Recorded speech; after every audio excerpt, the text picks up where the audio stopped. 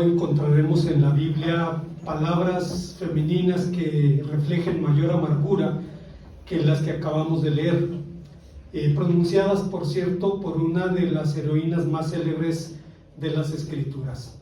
No me llaméis dulzura mía, sino llamadme amarga, porque en grande amargura me ha puesto el Todopoderoso. Yo me fui llena, pero el Señor me ha regresado con las manos vacías. Estas palabras cifran los sentimientos de una mujer que entraba en la vejez en condiciones de viudez, pobreza y dolor. La vida que había conocido se había disipado como la niebla mientras luchaba por adaptarse a su nueva realidad. Cuando la Biblia habla de los seres humanos, cuando habla de los mortales, habla de los hilos que entretejen nuestra existencia, habla de nuestros hechos, de nuestras relaciones, de nuestros sueños, de nuestros conflictos y nuestros sentimientos. De estos últimos, seguramente uno de los más intimidantes es la amargura.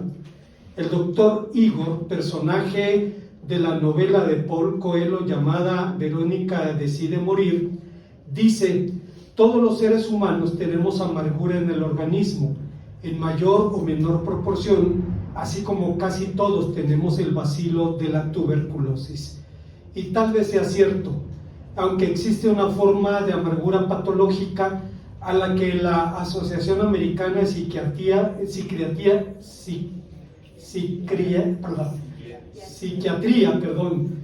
llama trastorno de amargura postraumático. Si usted se fija, este nombre se parece mucho al de otro problema emocional, el trastorno de estrés postraumático, y no es una mera casualidad.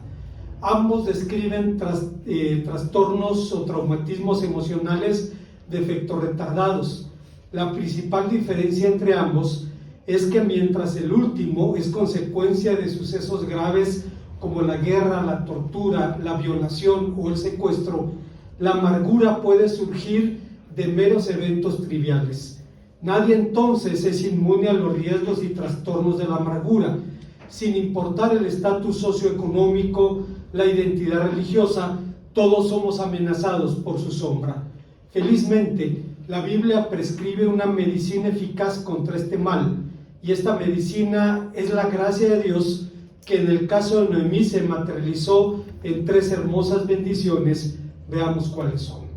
Antes, hermanos, de pensar en las enseñanzas de este pasaje, debemos recordar que el apóstol San Pablo dice en su carta a los Romanos que las cosas que se escribieron antes para nuestra edificación se escribieron a fin de que por la exhortación y consolación de las Escrituras tengamos esperanza. Lo que el apóstol San Pablo dice, en otras palabras, significa que lo que está escrito en la Biblia fue escrito por causa de nosotros y fue escrito para nosotros. No tiene como propósito suscitar en nosotros el juicio a los yerros o a los errores del hombre del pasado, sino vernos en ese espejo e identificar los nuestros propios. Tenemos una historia interesante. Nos habla de una mujer que rechaza el nombre dulzura mía, pidiéndole que le llamaran amarga, porque en grande amargura la había puesto el Todopoderoso. Su experiencia era muy semejante a la de muchos seres humanos en este tiempo, y sin embargo Dios le prescribe un remedio eficaz, le prescribe una medicina que sigue vigente para este mal, para los hombres de todos los tiempos. Hay cuando menos 3 enseñanzas que encontramos en este pasaje. Estamos hablando de la medicina eficaz contra la amargura, y la palabra de Dios nos dice que esa medicina materializó la gracia que se cristalizó en la bendición de una familia grande. La realidad de la amargura es motivo de interés para el creyente y para el no creyente. Preocupa lo mismo al ignorante que al docto, al hombre de la calle que al intelectual.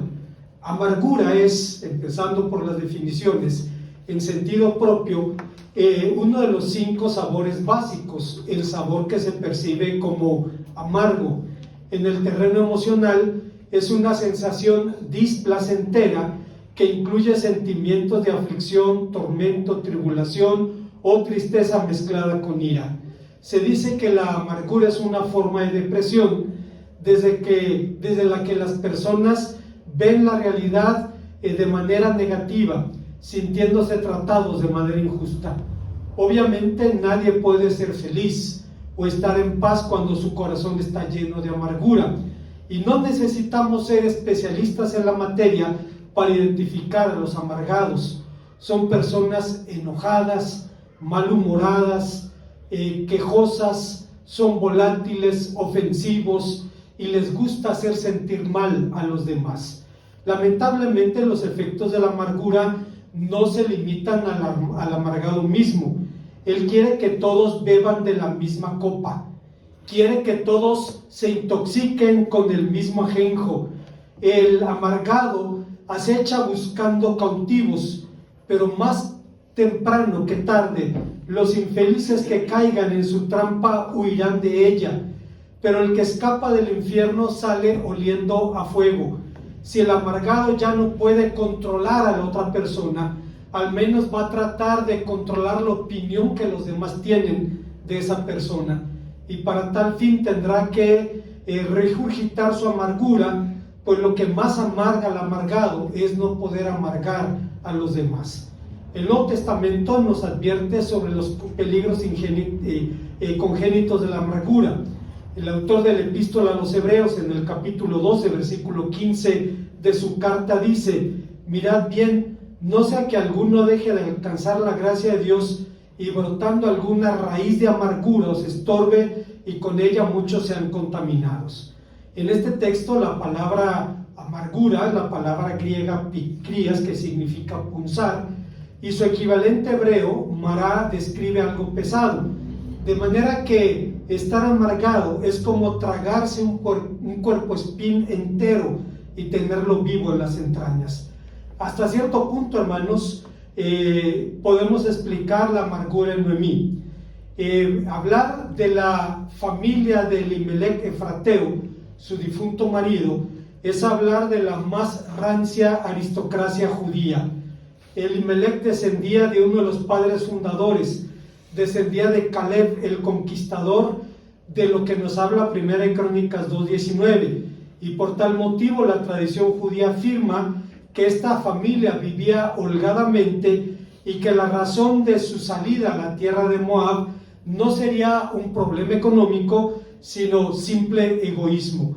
No querían ser molestados por sus vecinos y parientes empobrecidos que acudían a sus puertas buscando ayuda. Egoísta es un hombre duro. A nadie le gusta ser identificado con ese nombre, que le cuelguen ese cartel, y por esa razón el egoísmo suele esconderse detrás de máscaras más amables, como el pacifismo, que frecuentemente no es otra cosa sino indiferencia activa. Algunos elementos del relato insinúan la antigua prosperidad de Noemí. Ella se lamentaba de haberse ido con las manos llenas y regresar vacía. Su retorno dejó perplejos a quienes la habían conocido, que azorados preguntaban: ¿de veras es esta Noemí? No podían creer que fuera la misma mujer que habían conocido. Si efectivamente su familia migró buscando proteger sus bienes más preciados, a la larga terminó perdiéndolo todo. Pero no sería la primera mujer que enfrentó la desgracia súbita, y tampoco será la última. Ingrid Trobic, la viuda de un conocido predicador alemán, y note usted que digo predicador alemán y no pastor alemán, porque recuerdo al hermano Leoncio Veguilla, que era director del seminario A.R. Ocaña de La Habana, y decía que había un profesor del seminario que se apellidaba Alemán, y que uno de los alumnos, cuando llamaban a la oficina preguntando por el hermano alemán, siempre salía al pasillo y gritaba: pastor alemán, y obviamente pues su intención era más allá de avisarle al pastor que le estaban llamando. Estamos hablando de un predicador alemán, el hermano Walter Trobic, quien murió y dejó a la hermana en la viudez. Ella escribió un libro sobre esta experiencia y dijo que el duelo es una emoción que resulta de la experiencia universal de la pérdida. De esa manera, quien sufre la pérdida se adapta desde lo que fue a lo que es. Sufrir es decir, sentir la carga y un dolor, y estar afligido, es decir, perder a alguien o algo muy preciado, es una parte, tan solo una parte del proceso de duelo. El duelo es el proceso que te conduce de donde estabas antes de sufrir la pérdida a donde estarás en medio de tu lucha por adaptarte a tu cambio de vida. La vida de Noemí se vio asolada por el infortunio repentino, pero fue justamente en ese momento en que Dios manifestó su gracia y lo hizo de la manera más inesperada. Lo hizo a través de otra mujer, lo hizo a través de otra viuda, lo hizo a través de su nuera.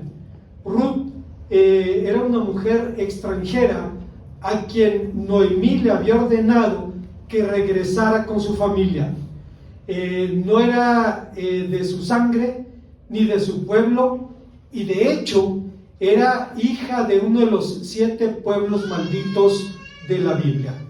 En el libro de Deuteronomio 23 encontramos una serie de 7 pueblos con los cuales los hijos de Israel no podían relacionarse.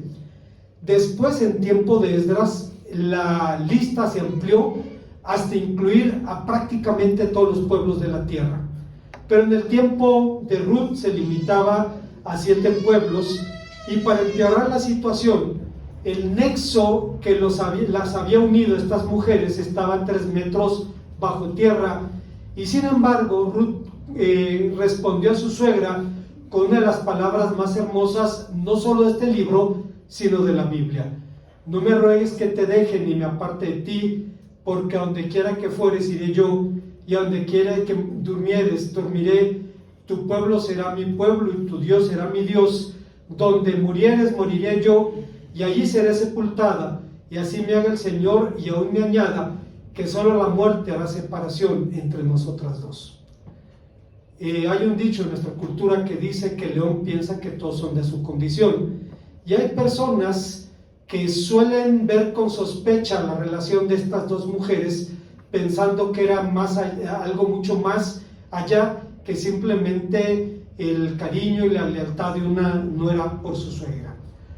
Sin embargo, desde esta declaración, el nexo que las unía ahora era un vínculo vivo, era el vínculo de la fe. Orfá besó a Noemí y regresó a los suyos, pero dice la palabra de Dios que Ruth se apegó a ella. Y el verbo es tan gráfico que describe la acción de soldar o de pegar.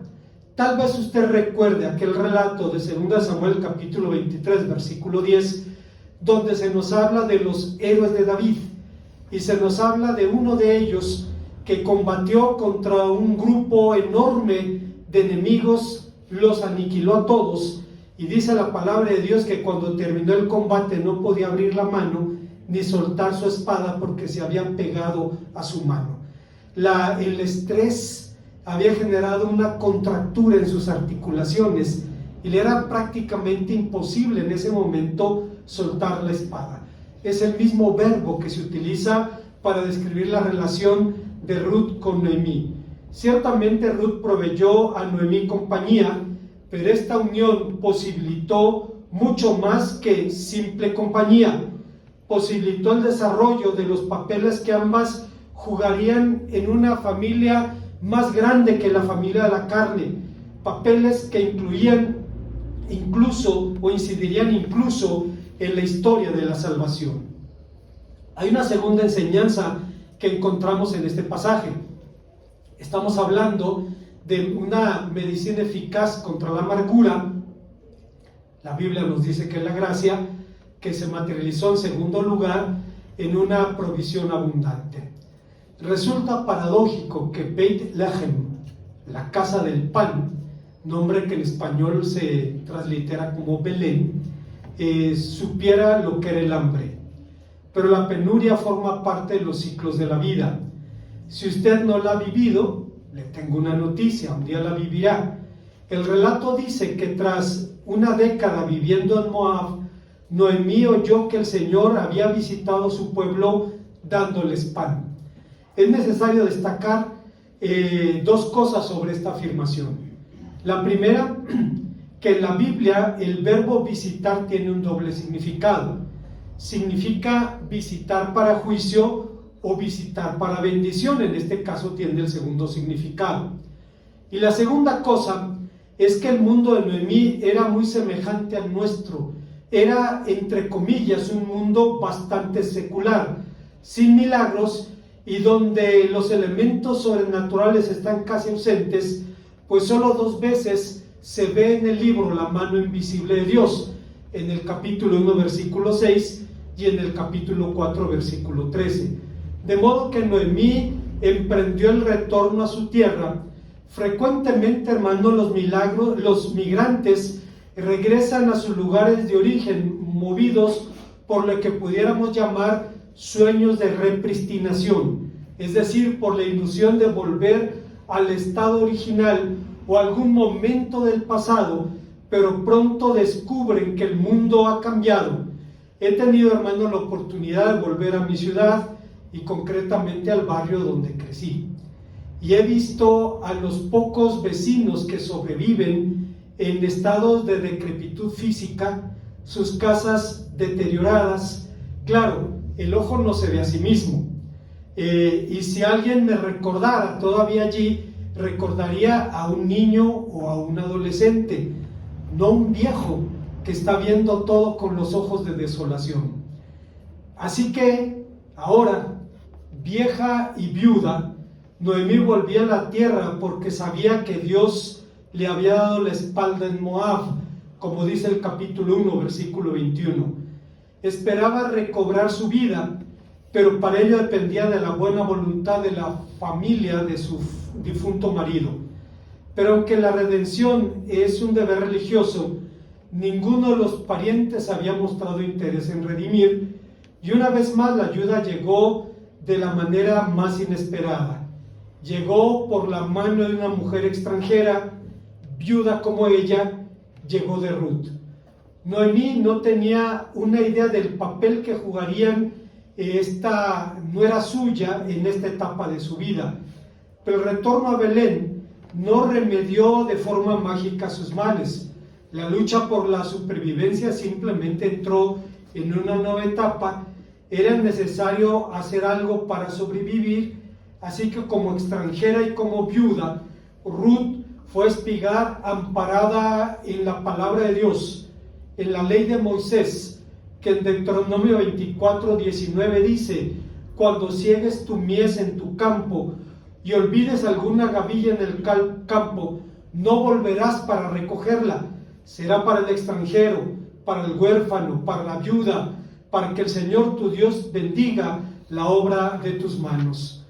Aunque el cumplimiento de esta disposición dependía de la compasión de los terratenientes, este era uno de los muchos preceptos en los que la palabra de Dios se demuestra el interés por los pobres, los cuales bien pueden ser etiquetados como los clientes frecuentes del Señor.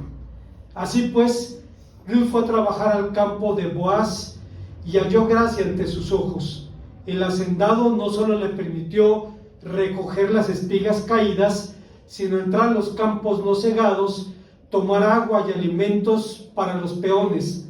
Boaz dio además instrucciones de que no se la avergonzase ni molestase. Al final del primer día, fruto de su esfuerzo, Ruth regresó con más de 20 kilos de cebada a su casa y siguió acudiendo cada día al campo de Boaz hasta el fin de la cosecha. De momento, el sustento estaba resuelto, pero era necesaria una solución definitiva. Sin embargo, una solución definitiva planteaba un doble dilema. Si Ruth se casaba, Noemí quedaría sola. Si Noemí era redimida, Ruth quedaba fuera de la ecuación. Para solucionar el dilema, las dos mujeres, actuando como expertas en la ley, como intérpretes de la ley, unieron 2 mandamientos distintos en uno solo para que sirviera a las personas vivas y no a 2 hombres muertos, anticipando por más de 1000 años la enseñanza del Señor Jesús, quien dijo que la ley fue creada por causa del hombre y el hombre no fue creado por causa de la ley, dice Marcos capítulo 2, versículo 27.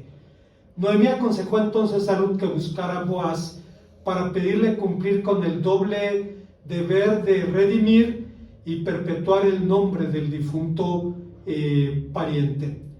Y le dio instrucciones muy precisas: te lavarás, te ungirás, te vestirás con tus vestidos, irás a la era, mas no te darás conocer al varón hasta que haya acabado de comer y beber, y cuando él se acueste, notarás el lugar donde se acueste, e irás y descubrirás sus pies, y te acostarás allí, y él te dirá lo que debes hacer. Para algunos intérpretes, este era un acto de seducción. Todos los impuros piensan que todos son impuros, dice Pablo en Tito 1:15.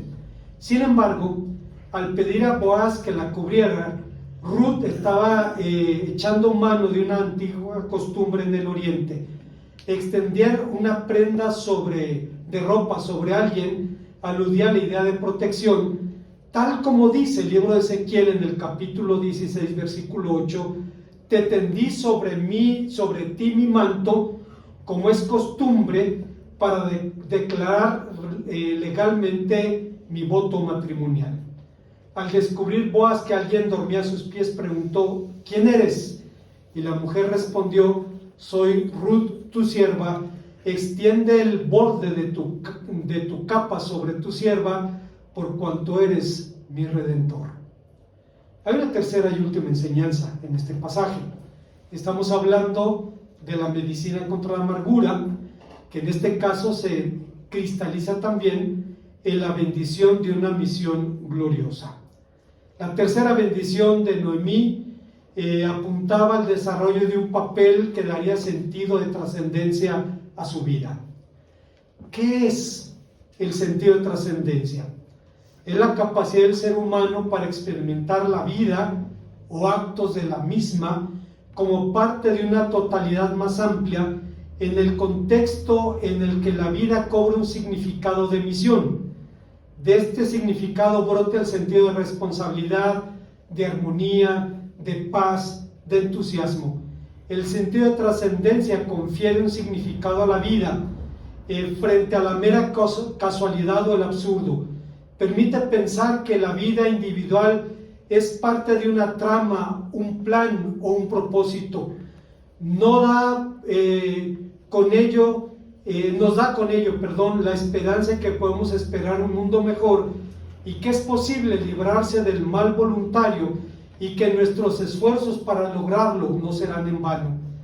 En sentido de trascendencia permite experimentar un sentido de conexión, de experiencia de ser, de pertenecer y de cuidar. Todo esto se apoderó de esa mujer viuda y de pronto su vida tiene un significado.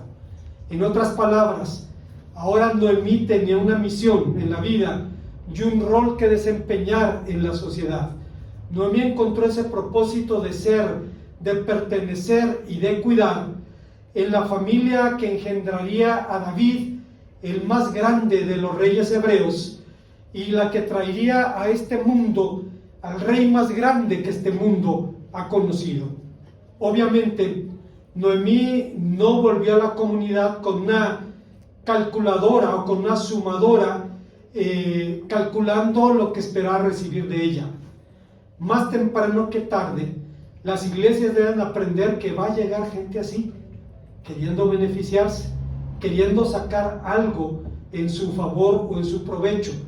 Y por esta razón, en su libro Vida en Comunidad, Bonhoeffer dice: en delante debemos renunciar al turbio anhelo de desear siempre algo que no sea la fraternidad cristiana, sino ir en busca de quién sabe qué experiencias extraordinarias uno piensa que va a encontrar en la comunidad y no ha encontrado en otra parte, introduciendo así el turbador fermento del deseo propio. Y es justo en este aspecto donde la fraternidad cristiana se ve amenazada por el más grande de todos los peligros: la intoxicación interna provocada por la confusión entre una fraternidad cristiana real y un sueño de una comunidad piadosa propia de los religiosos. Lo que realmente el maestro nos llama a calcular, lo único que podemos calcular en la vida cristiana es el costo del discipulado. Jesucristo dijo que nadie podía poner la mano en el arado y voltear atrás. No se puede. Calcular no lo que quiero recibir o lo que creo merecer, sino lo que debo dar. Dar de gracia lo que de gracia he recibido, dice Mateo capítulo 10, versículo 8. Pero volviendo a nuestro relato, curiosamente, una de las más fuertes objeciones de la veracidad histórica de este relato es el hecho de que los protagonistas parecen llevar el nombre que describe los papeles de cada uno de ellos en el drama. Noemí significa dulzura mía, Mara significa amarga, Ruth amiga, Orfá nunca, Mahlón enfermedad, Quilión aniquilamiento, Boaz fortaleza. Sin embargo, a diferencia del otro libro femenino de la Biblia, es decir, del libro de Esther, en el de Ruth nunca se suscitaron debates por su canonicidad. En el siglo I, tanto autores judíos como cristianos lo citaban como inspirado y lo incluyeron sin titubeos en sus Biblias.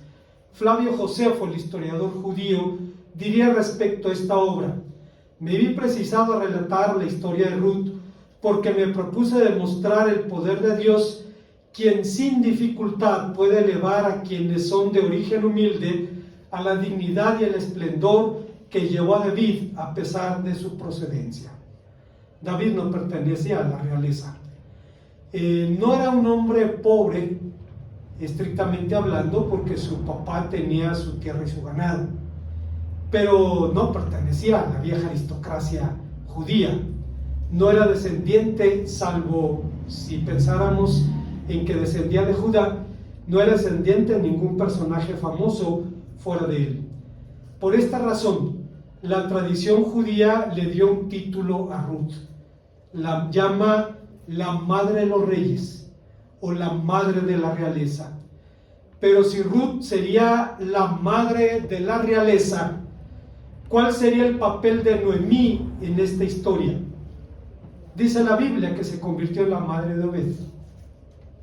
Ruth engendró un hijo, pero no para su marido muerto, como la ley había establecido, sino para el marido vivo, ni para el marido vivo, sino para Noemí. Las mujeres de Belén decían jubilosas: le ha nacido un hijo a Noemí, y lo nombró Obed, que significa servidor. Obed serviría a Noemí como el restaurador de su alma y el protector de su vejez. Noemí terminó sus días viviendo en el paraíso de José. El paraíso de José no fue una finca de retiro a orillas del río Nilo. No fueron ni la honra ni la gloria de Egipto, ni sus riquezas. Su paraíso fue criar a sus nietos y a los hijos de sus nietos sobre sus rodillas. Quienes tenemos nietos, hermanos, sabemos que es un regalo de Dios.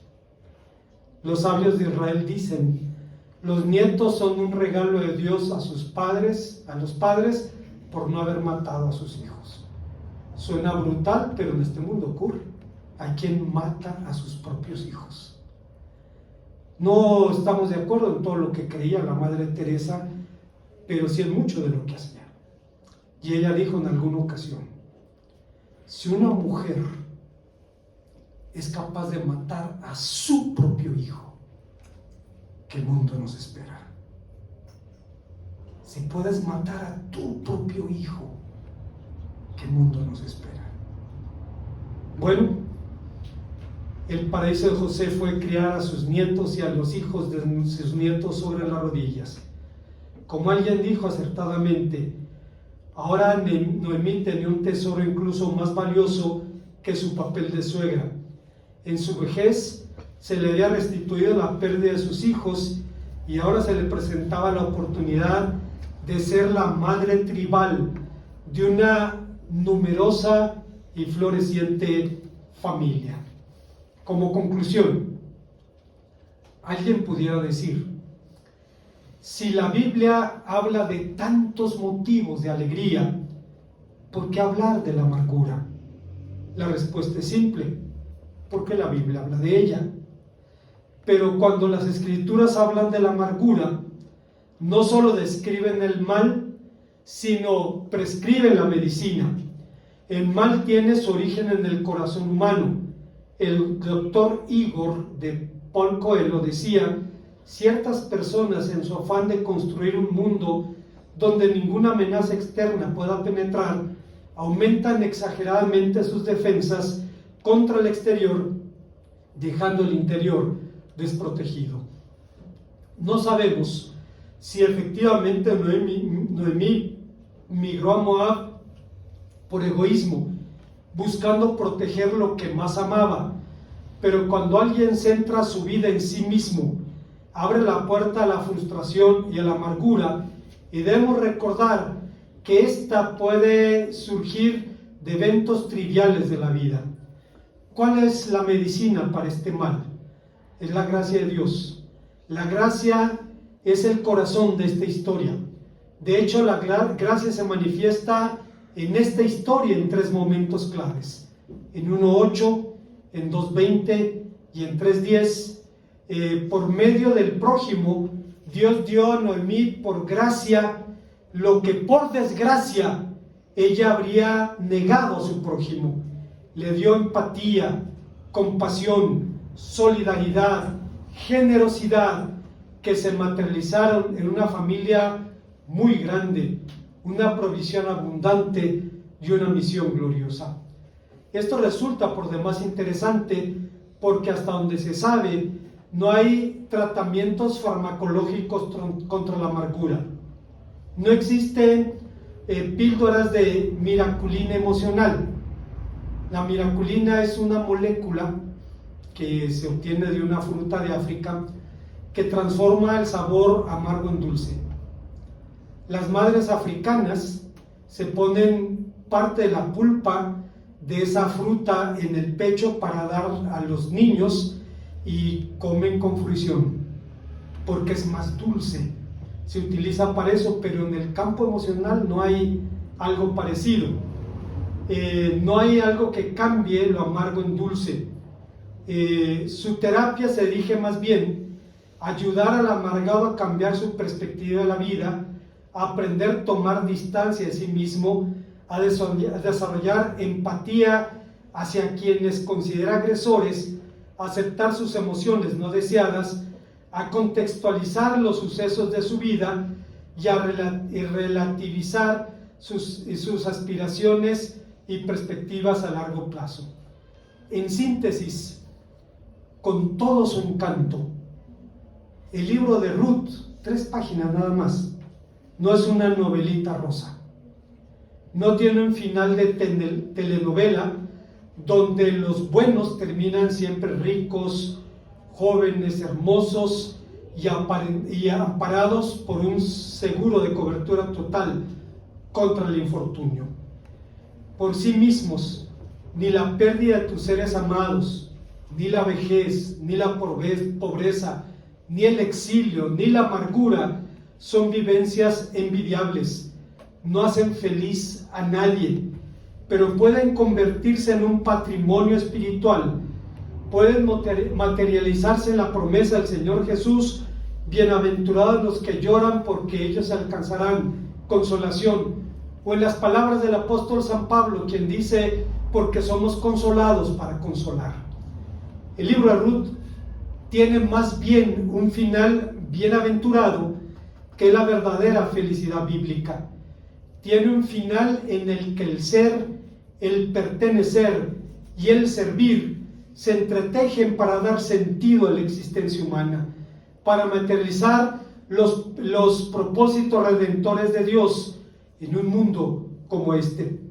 Felizmente, la amargura de Noemí, esa mujer que casi llegó a ser una Job femenina, descubrió como Lutero que la gracia actuó sola, es decir, que Dios le salió al encuentro con su amor, con esa gracia sola manifestándose en su vida. Por ese amor del que Matthew Henry diría: Dios puede abrir fuentes para nuestra provisión donde menos lo esperamos, aguas en el desierto y ríos en la soledad. Quien en el desierto de la vida sigue los caminos de Dios puede confiar seguro en su provisión. La gracia y los consuelos del Espíritu Santo son comparables a ríos de agua viva. Estos fluyen de Cristo, quien es la roca. No hay nada que pueda satisfacer o contentar las necesidades y los deseos del alma, sino el agua salida de esta roca, de esta fuente abierta a nuestro favor. Los placeres de los sentidos son agua de la charca, pero los deleitos espirituales son agua de la roca, puros, claros, refrescantes, son ríos de placer. Una vez más, hermanos, el libro de Ruth es una obra de 3 páginas. Hace algunos años, el hermano Daniel Jiménez me invitó a compartir un curso sobre libros históricos del Antiguo Testamento en el seminario, y tuve que preparar la materia, y me llevé una enorme sorpresa al descubrir que el libro del Antiguo Testamento sobre el cual más comentarios he escrito en los últimos años es el libro de Ruth. Un libro de 3 páginas. Fue una sorpresa. Hay lecturas aterradoras del libro de Ruth. Hay quien ve relaciones de todo tipo allí, cosa que obviamente no se sostiene ni en el libro ni en el resto de las escrituras, pero fue una sorpresa encontrar gente que ve conspiraciones, intenciones perversas contra un claro testimonio en la gracia de Dios. Una mujer en desgracia, vieja, viuda, sola, en pobreza, que vuelve a su tierra con sueños de repristinación, que piensa que va a recobrar algún momento del pasado, y de pronto descubre la gracia de Dios como medicina eficaz contra la amargura. Como decía Matthew Henry, esa medicina fluye de la roca, fluye de Cristo, a raudales, y son ríos de placer. Oremos al Señor. Gracias, Padre, por tu palabra, porque nos permites vernos en esta historia y ver tu gracia y bendecirte por ella, en Cristo Jesús. Amén.